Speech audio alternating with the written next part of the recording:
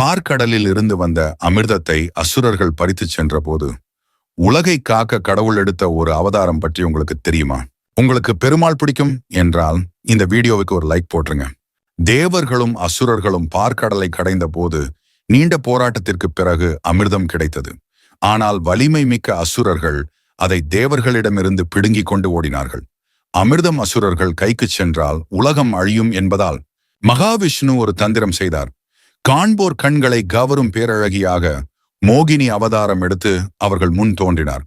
அந்த அழகில் மயங்கிய அசுரர்கள் தங்களை மறந்து அந்த அமிர்த கலசத்தையே மோகினியிடம் ஒப்படைத்தார்கள்.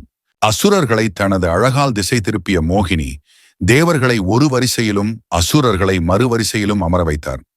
அசுரர்கள் மயக்கத்தில் இருக்க தேவர்களுக்கு மட்டும் அமிர்தத்தை பகிர்ந்து கொடுத்து அவர்களை அழியா வரம் பெறச் செய்தார்.